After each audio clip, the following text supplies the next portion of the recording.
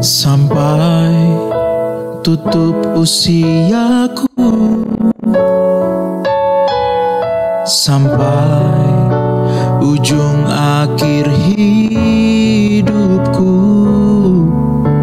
setia padamu, oh Bapakku.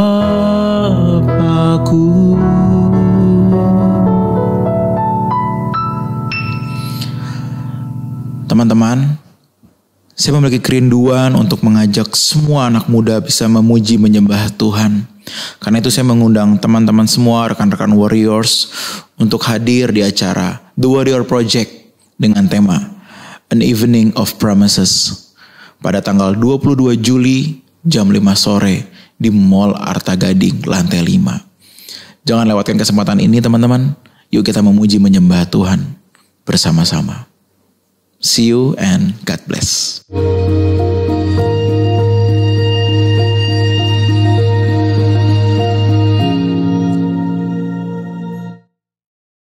Salam saudara, kita kembali Abam episode 725. Dari wanita usia 40 tahun, single parent, 2 anak. Salam Pak Erasto, saya punya pergumulan kepada ibu saya Pak. Tolong berikan solusi Pak. Ibu saya seorang yang tidak berpendidikan, tidak punya pengetahuan dan daya tangkap pikirannya juga sangat rendah. Saya stres dan makan hati menghadapi perilaku ibu saya Pak. Saat saya banyak beban pikiran, terkadang rasanya butuh seseorang tempat saya bercerita. Hanya untuk meringankan masalah dan seharusnya itu adalah ibu saya. Tapi kenyataannya berbalik Pak, tidak sesuai dengan harapan saya. Justru masalah saya semakin runyam saat bercerita ke ibu saya. Apa yang saya ceritakan, dia ceritakan ke semua orang. Dia tidak tahu masalah dalam keluarga itu apa yang perlu diceritakan ke orang dan yang tidak perlu. Dia sering mencampuri urusan saya yang seharusnya tidak perlu dicampuri. Dia lihai membumbui kata, banyak kebohongan dalam omongan, haus pujian. Rasa ingin tahunya tinggi, pengendalian lidahnya tidak ada, suka mengadu domba.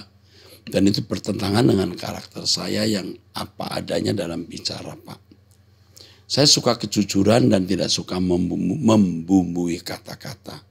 Saya sudah capek menegur ibu saya, bahkan anak saya yang saat ini sudah remaja, lebih tahu mana yang benar daripada ibu saya. Dan anak saya juga sudah sering menegur dia, malah ibu saya bisa berkata kotor dan tidak wajar ke anak saya. Anak saya jadi kurang respect dengan ibu saya. Karena mereka sudah capek menegur dan ibu saya tidak pernah terima teguran. Saya jadi stres dan makan hati menghadapi sikap ibu. Karena stres saya jadi sering kehilangan kontrol dan melontarkan kata-kata yang tidak seharusnya saya ucapkan kepada dia. Kata-kata yang mungkin menyakiti dia. Saya merasa berdosa tapi saya juga tidak tahan menghadapi terus-menerus. Saya sering minta dia untuk tinggal bersama salah satu dari keluarga adik saya. Bukan saya berniat untuk mengusir tapi supaya saya tidak banyak dosa. Dan ibu saya pun tidak mau tinggal bersama adik saya. Saya benar-benar makan hati dengan sikap ibu saya. Bahkan saya sering berniat untuk pergi dari rumah dan tidak pulang lagi. Supaya kepikiran saya bisa tenang, supaya pikiran saya tenang. Saya benar-benar sudah tidak tahan dengan kelakuan ibu saya. Tolong berikan solusi Pak. Kamu juga punya watak mungkin sedikit mewarisi ibu kamu. Yaitu temperamenmu. Kamu tidak sabaran. Kamu juga egois. Kamu harus melihat ibumu ini bukan sebagai wanita normal. Kamu harus menerima dia seperti pasien. Anggaplah dia pasien. Jadi kamu tidak perlu mempersoalkan bagaimana sikap dia. Jangan kamu persoalkan. Memang dia sakit seperti orang yang memiliki mental illness atau orang yang punya kejiwaan. Sebaiknya kamu bersikap begitu supaya kamu sabar. Ingat kamu harus memelihara, melindungi ibumu itu mutlak. Kalau ibumu tidak mau tinggal dengan adikmu, itu menunjukkan kamu lebih baik dari adikmu. Dia lebih betah dengan kamu. Ingat, ibumu akan meninggal suatu saat. Bisa dalam waktu singkat ini. Kamu akan menyesal. Jadi kamu harus sabar dan beri contoh kepada anakmu. Bagaimana bersikap terhadap orang dalam tanda kutip sakit ini. Lanjutkan perjuanganmu. Jangan kamu usir ibumu keluar dari rumah. Dan kamu jangan tinggalkan dia. Ini pasti akan berakhir kok. Dengan kejadian ini, dengan keadaan ini kamu tambah sempurna. Dengan keadaan ini kamu terpacu jadi sabar sempurna. Ya, jangan malah lari. Kamu egois kalau kamu pergi atau kamu mengusir dia dari rumah. Kamu akan sangat menyesal. Jangan buat itu. Oke. Salam Pak, ini wanita 33 tahun. Apa saya berdosa kalau tetap diam dan hanya terus berdoa saat suami saya melakukan hal yang sangat dibenci Tuhan bersama anak saya laki-laki? Saya memang belum pernah melihat secara langsung, tapi sudah banyak kejanggalan yang saya rasakan selama ini. Tapi saya terlalu takut untuk mengetahui kebenarannya. Anak saya baru berusia 13 tahun, tapi perawakannya memang sudah seperti orang dewasa, Pak. Pak, saya harus bagaimana? Saya takut keluarga saya hancur. Tolong saya, Pak. Ini saya tidak berani cerita pada siapapun.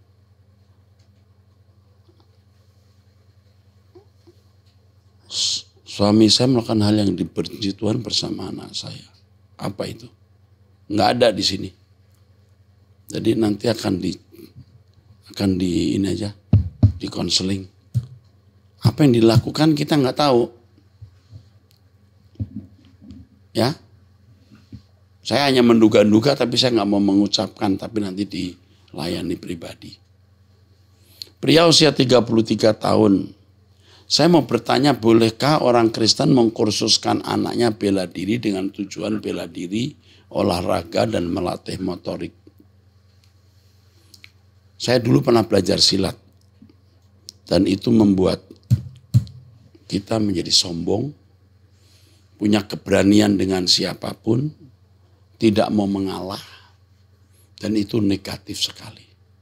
Sebaiknya anak bapak dibawa saja ke olahraga yang lain, bukan bela diri. Sehebat-hebatnya orang bela diri, kalau memang apes-apes saja.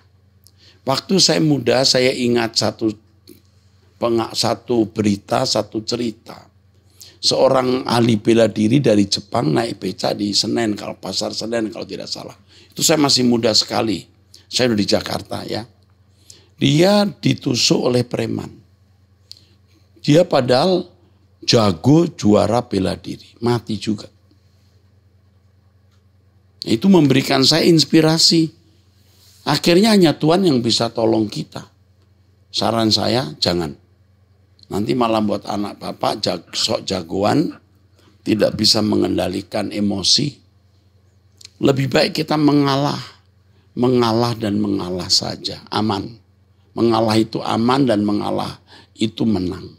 Ya, Tuhan berkati. Dari ibu rumah tangga usia 52 tahun. Saya walaupun di Mojokerto, tapi saya bersama suami selalu ikuti live streaming dan ibadahnya Pak Eras, dan puji Tuhan saya bersama suami sangat terberkati. Pak Eras, saya minta didoakan untuk penyakit saya setelah terkena COVID Delta. Dampaknya sampai sekarang masih, terutama mata pandangan sudah mulai gelap karena terkena retinopati. Dan dokter mengatakan sulit dipulihkan. Aduh Tuhan. Bapak, engkau mengenal wanita ini dan aku minta kepada Bapak, tolonglah. Dalam nama Yesus Kristus. Amin.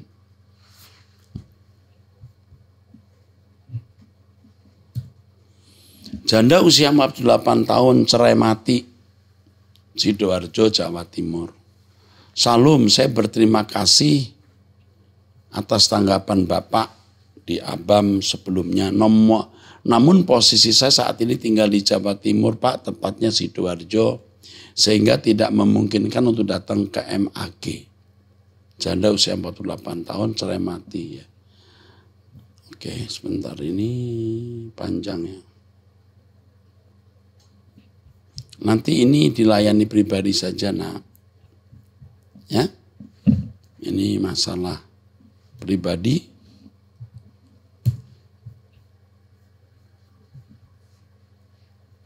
Pak Eras mohon tanggapan dari Bapak terkait dengan tanggapan mantan murid Pak Eras. Video mengenai kelahiran Yesus yang tidak lebih dahsyat dari kelahiran Adam dan ketidaksetujuan Bapak mengenai konsili Nisea mensejajarkan Yesus dengan Bapak.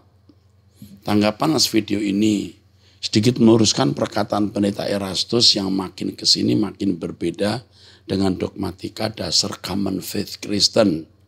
Adam bukan dilahirkan melainkan diciptakan, dan yang menciptakan Adam adalah Elohim dan melalui firman-Nya yang menjadi manusia. Yohanes 1 ayat 3-14. Jadi walaupun Yesus berbagian dalam penciptaan, kan dilahirkan oleh manusia ciptaan, Yesus lebih unggul dari Adam, sebab di dalam Yesus juga bernatur ilahi karena hakikat mia ausia una substantia, satu substansia dengan Elohim. Konsili Nisea yang melahirkan Credo Nisea terlepas dari kekurangannya, perihal beberapa kebenaran yang belum dilihat saat itu, adalah salah satu pernyataan akan ada fakta kebenaran Alkitab mengenai Tritunggal dan persona Kristus dalam natur ilahi, insani 100%. Menjadi common faith Kristen. Pendeta Erastus nyata-nyata telah menentang konsili ini yang dengan demikian menyatakan bahwa ajaran beliau adalah doktrin baru dalam hal Tritunggal dan persona Kristus. Inilah mengapa pengertian atau logikos akan kebenaran dasar Kristen menjadi sangat penting.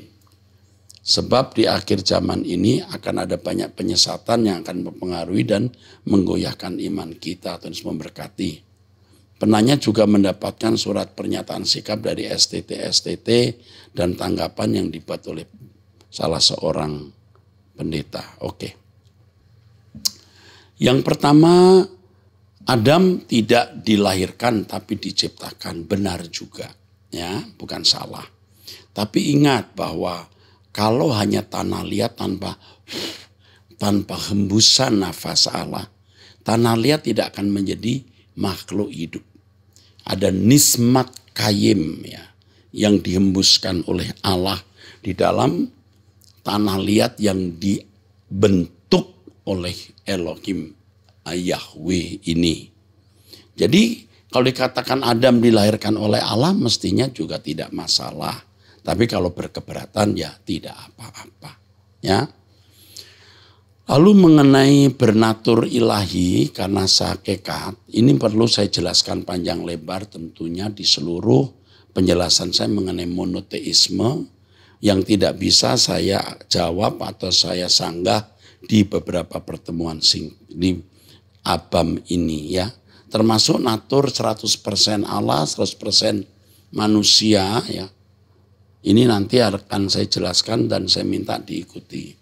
Mengenai pernyataan sikap dari STT, perlu diketahui bahwa kami juga, maksud saya ada orang-orang saya juga menghubungi beberapa STT itu, apakah benar ya mereka membuat sikap tersebut ya. Karena di situ sudah ada penistaan terhadap kami ya.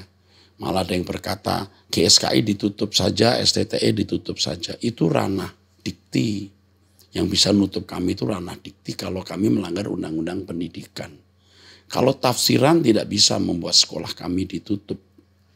Lalu laporkan ke Departemen Agama supaya gereja ditutup. Apa salah kami? Kalau dikatakan tidak percaya Yesus Juru Selamat, keliru. Kami percaya Yesus Juru Selamat. Karena setiap kali kebaktian, GSKI di Indonesia ini memiliki pengakuan iman. Pengakuan iman rasuli itu kami sampaikan setiap ibadah. Belum tentu gereja-gereja mengucapkan pengakuan iman rasuli, bukan? Jadi pernyataan dari STT ini Belum tentu dari STT tersebut, saudara. Ya, ada orang-orang yang memang mewakili, tapi apakah betul?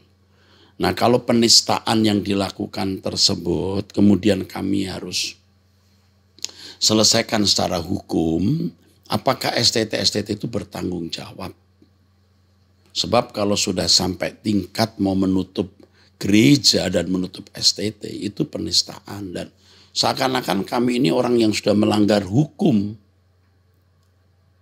Tafsiran itu tidak melanggar hukum. Tapi kalau sampai tingkat mau menutup STT dan GSKI gereja, itu pelanggaran hukum. Kami sudah dituduh melanggar hukum. Dan itu penistaan sebenarnya. Nah, STT jumlahnya berapa ya? 40 atau berapa? STT di Indonesia itu 383. Jadi ini jumlahnya juga belum 1/3 ya. Dan mereka menghendaki saya turun dari ketua eksekutif Badan Musyawarah Perguruan Tinggi Keagamaan Kristen atau BMPT KKI. Perlu saya beritahu bahwa saya menjadi ketua ini bukan karena saya mau jadi ketua. Saya ditunjuk lewat sebuah pemilihan. Sampai hari ini BMPT KKI itu berkantor di kantor gereja. Jadi kami memberikan satu kantor untuk kantor BMPT KKI dan membiayai banyak kegiatan BMT KKI. Jadi yang membiayai itu GSKI dan STT Ekumene. Walaupun ada sumbangan juga, pernah ada sumbangan 2 kali atau berapa begitu. Tetapi sebagian besar itu dari kami, dari GSKI. Ya. Jadi kalau mereka menghendaki saya turun dari ketua eksekutif Badan Musyawarah Perguruan Tinggi Kristen IAP, Badan Musyawarah Perguruan Tinggi Keagamaan Kristen ya, itu bukan ranah mereka juga, ini juga mesti ranah. Kecuali ranah BMPT KKI Pusat. Dan tentu kalau saya diturunkan itu karena ada pelanggaran ya, ada pelanggaran. Apakah kinerja ini tidak baik? Dan buat saya pribadi, saudara, orang-orang yang kumpul itu apakah mewakili STT, itu juga belum jelas. Ya. Kalau saya pribadi sebagai pendeta juga sudah sibuk sekali, saudara ya. Ngurus STT di Jakarta, kita lagi membuka di Medan, di Kupang, di Palangkaraya kami punya sekolah, wah udah sibuk. Mestinya sudah tidak bisa pegang ya. Tapi kita tidak usah marah ya sudah ya. Ini anak-anak muda ya. Nama yang disebutkan di situ tuh umurnya juga hampir seumur dengan anak saya ya. Jadi saya sebagai orang tua prihatin saja lihat anak-anak muda ya. Menyesat-nyesatkan orang tua, lalu mau menutup GSKI, menutup STTE, lalu menganggap kita ini orang tua bodoh, tidak pernah sekolah. Padahal belum mendengar lengkap apa yang saya sampaikan. Oke, saya kira cukup itu saja dan saya kira saudara punya nurani untuk bisa melihat kebenaran dan dusta. Ya. Tentu dengan 45 tahun saya melayani dan mengasuh pelayanan lewat ABAM, Truth ID, cukup bisa memberi bukti apakah kita sungguh-sungguh melayani atau tidak. Kalau ada yang berkata, tapi kalau menyampaikan pengajarannya jangan lewat YouTube dong. Kami sudah main di YouTube sejak 10 tahun lebih. Sebelum orang-orang di YouTube, kami sudah ada production house yang selalu menyampaikan di gadget, saya di media sosial, bahkan beberapa televisi di Indonesia.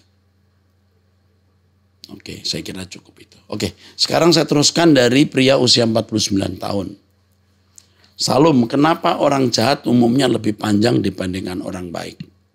Ya belum tentu bro, ada yang panjang, ada yang pendek ya. Di situ kebijakan Tuhan saja. Oke, dari pria usia 33 tahun, Salum, saya mau bertanya tentang Tawarikh pasal 13 ayat 10. Mengapa Tuhan membunuh Usa yang memegang tabut suci, bukan bait Allah, tabut, karena lembunya tergelincir. Mengapa Daud menjadi marah karena Tuhan membunuh Usa? Karena mestinya tidak perlu dibantu. Ya. Kalau misalnya mereka menghargai tabut itu, menyentuh pun nggak berani. Walaupun kondisi kritis seperti tergelincir mau jatuh. Sebenarnya Usa menunjukkan sikap tidak hormatnya kepada tabut perjanjian. Itu saja. Maka Tuhan bunuh dia. Ya, kalau kita menganggap suatu sakral, kita nggak berani pegang. Apapun yang terjadi tidak berani. Gitu maksudnya. Itu Tuhan berkati. Dari pria usia 34 tahun. Menikah Tapanuli Utara, ya. Pak, saya mau bertanya dalam memulai melayani Tuhan dalam pengembalaan yang Tuhan berikan bersama dengan jemaat Tuhan. Langkah apa yang harus saya lakukan bersama dengan istri, Pak? Karena saya berdoa sama Tuhan kita Yesus Kristus minta dituntun dan diberikan hikmat dari Tuhan, Pak. Karena ini tanggung jawab yang sangat berat dan ini tidak main-main dalam menggembalakan jemaat Tuhan, Pak. Terima kasih. Mohon arahannya. Satu lagi, Pak, kami jemaat Tuhan yang ada di Tapanuli Utara mendukung Bapak dalam doa supaya Bapak dikuatkan, Bapak dikuatkan oleh Bapak di surga untuk menyampaikan kebenaran yang murni. Karena saya percaya hanya yang dipimpin Roh Kuduslah yang menerima pengajaran Bapak. Termasuk saya dibully teman saya satu tim. Tinggalkanlah GSKI itu, sudah tidak benar lagi katanya. Saya hanya tersenyum saja, Pak. Bapak juga mengajarkan ajarku diam. Ya. Biarlah itu yang menjadi bagian Tuhan, Pak. Saya baru ditabiskan, Pak, di pos PI Bukit Pesona, ketepatan tempatnya di atas Danau Toba, Pak. Ada anak Tuhan yang berjemaat Bapak di Rehoboth, Jakarta yang memberi bangunannya untuk dijadikan buka pelayanan. Pertanyaan saya nggak ada, Pak. Saya hanya minta doa karena sayalah salah satunya mengikuti khotbah Bapak di YouTube dan tinggal mengikuti sesi yang ini, sesi berikut. Puji Tuhan, bro. Saya dukung kamu juga di pelayanan. Jika ada yang saya bisa bantu, kamu kirim lagi surat kepada kami. Ya, Tuhan memberkati. Bukan Laya. Tuhan berkati. Oke. Dari wanita usia 55 tahun. Pak, saya mau tanya bagaimana dengan suami yang waktunya habis buat mengejar uang sampai mengabaikan ibadah dan keluarga. Menurut dia mumpung masih ada kesempatan cari uang, biar saja usia 60 tahun. Jadi menurut dia berdoa tidak perlu di gereja tapi di mana saja katanya.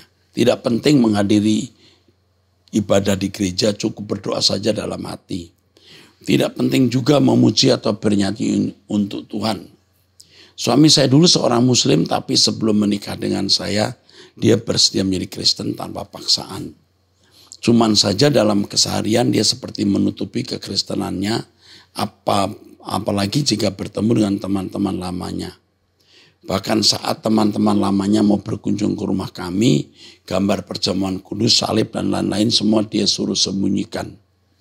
Bagaimana ini menurut Bapak? Bagaimana saya harus bersikap menghadapi suami seperti ini? Usia saya 55 tahun, sudah kepingin hidup tenang. Ingin mempersiapkan diri menanti kedatangan Tuhan. Bu, hidup tenang itu tidak harus ditentukan oleh suami yang baik. Suami yang menurut ibu tidak baik, ibu harus hadapi dengan tenang juga. Ketenangan kita hanya di dalam Tuhan. Jadi ibu cukup saja tenang. Ya, ibu enggak usah gelisah, jalani saja, fokus ke langit baru, bumi baru, apapun yang terjadi. Jangan menuntut suami ke gereja dan lain-lain. Tuhan pun tidak paksa dia, tidak bisa paksa, tidak mau paksa. Ibu juga jangan paksa. Ibu bebenah diri saja, se-ekstrim-ekstrimnya untuk Tuhan. Jadi ibu tenang saja, jalani. Jangan jadikan itu masalah. Ke surga itu masing-masing. Kalau suami mau bertobat silahkan. Suami tidak mau juga silahkan, Tuhan pun tidak paksa. Jangan kebahagiaan ibu ditentukan oleh keadaan suami. Tapi kebahagiaan ibu hanya oleh Tuhan. Jangan memberhalakan masalah. Tuhanlah segalanya dalam hidup kita. Oke, dari ibu rumah tangga usia 64 tahun, Pak Eras yang kekasih, saya ibu rumah tangga usia 64 tahun, sudah punya suami dan anak cucu. Saya setiap pagi berdoa pagi dan sangat setuju untuk hidup kudus dan sempurna seperti Bapa Elohim dan serupa dengan Yesus Kristus. Dan saya juga senang dengan acara Abam yang sangat menarik karena banyak masalah hidup yang rumit bisa ditolong dengan jawaban Pak Eras yang bijak sesuai dengan hikmat yang Tuhan berikan kepada Bapak. Terima kasih. Saat ini izinkan saya. Berhubung Pak Eras selalu menyebut nama Bapak Elohim Yahweh sebagai Elohim Israel. Jadi saya ingin tahu bagaimana sebaiknya sikap kita terhadap bangsa Israel modern sejak 1948 merdeka. Sikap kita diam. Sikap kita diam. Ya, saya tidak perlu mendoakan bangsa Israel. Karena ketika firman Tuhan mengatakan yang mengutuk kamu dikutuk, yang memberkati kamu diberkati. Itu hanya Tuhan mau menunjukkan bahwa bangsa ini umat pilihan. Jadi kamu menyakiti bangsa ini, awas kamu akan kusakiti, kira-kira gitu. Nah sekarang kita sebaiknya diam saja. Kalau digerakkan berdoa untuk bangsa ini silakan. Kalau tidak, enggak usah. Ya. Apakah janji Tuhan, yang kedua, apakah janji Tuhan masih berlaku seperti tertulis dalam Kejadian 12 ayat 3? Oh ya ini. Jadi saudara, sampai dunia ini berakhir, bangsa Israel akan tetap eksis. Karena bangsa itu menjadi saksi siapa Allah yang benar. Jadi bangsa itu akan tetap eksis. Kenyataannya walaupun 2500 tahun mereka tidak punya negeri, mereka bisa balik dan membangun negara yang cukup tangguh atau negara yang kuat hari ini. Ya. Ini sebenarnya campur tangan Tuhan dan untuk menunjukkan bahwa Allah yang benar itu Allah Israel. Nah, bilangan 24 mengenai Bileam yang tidak bisa mengutuk bangsa Israel, ini konteksnya situasional. Bangsa Israel waktu itu yang sedang mengadakan perjalanan ke Kanaan. Beda dengan bangsa Israel saat ini. Tetapi bukan berarti saya menyuruh Anda atau kita mengutuk bangsa itu atau kita mendoakan. Kita diam saja. Tergantung Tuhan pimpin kita bagaimana. Oke. 3. Apakah dua kandak yang disebutkan dalam Yohanes 10:16 merupakan pengikut Kristus saat itu bangsa Yahudi? Akan ada juga non-Yahudi dengan aturan yang boleh berbeda tapi semua berada di bawah pimpinan Gembala Yeshua atau Yesus. Maksudnya adalah ada domba-domba yang bukan berasal dari bangsa Yahudi. Itu maksudnya orang-orang non-Yahudi yang akan menjadi domba-domba Tuhan Yesus juga. Tuhan memberkati. Dari pria usia 45 tahun, Pak Eras saya sudah ikuti khotbah Pak Eras selama 6 tahun lebih. Dulu saya selalu mendownload khotbah Pak Eras, saya save di HP. Masa-masa sebelum pandemi. Saya selalu dengarkan di saat-saat senggang. Dalam perjalanan kereta Jakarta-Jogja. Karena saya bekerja di Jakarta dan setiap 2 minggu sekali pulang ke Jogja karena anak istri di Jogja. Oh ya Pak, saya sering dan hampir selalu melihat YouTube Bapak dan saya sempatkan untuk melihat full iklan di video Bapak. Maksud saya membantu monetisasi YouTube Bapak, walau mungkin sedikit kontribusi saya terhadap GSKI. Oh, yang hanya membantu dengan melihat iklan. Kemarin saya sedih mendengar ternyata YouTube Bapak tidak menerima monetisasi. Oke, saya potong dulu. Saya tidak tahu ini monetisasi masih ada atau tidak. Dulu saya penasaran kan kita nggak usah mencari subscriber. Tetapi kemudian ada ahli, kita kan punya tim ya, mengatakan Pak kalau kita tidak membuka subscriber, kita tidak ditaruh di depan. Oh ya terserah, Tapi sekarang saya tidak tahu monetisasinya bagaimana. Apakah ada monetis atau tidak saya tidak tahu. Ini ada tim yang bagian multimedia. Ya. Pak, ini pendapat saya pribadi, mohon maaf kalau salah dan tidak berkenan. Yaitu nyalakan saja Pak monetisasi YouTube. Supaya berkat dari YouTube bisa berguna untuk membantu GSKI. Perihal orang lain yang nyinyirin GSKI akan hal ini cuekin saja Pak. Yang penting GSKI tidak menggunakan uangnya untuk hal-hal yang tidak berkenan Allah. Saya karyawan dengan gaji UMR anak 2 SMP SMA. Swasta di Jogja, rindu sekali membantu GSKI namun belum mampu. Sehat selalu Pak Eras. Aduh, saya terharu membaca you. It's okay. You doakan sudah cukup. You doakan GSKI. Doakan saya sudah cukup. Oke, sampai bertemu di episode yang akan datang. Tuhan memberkati.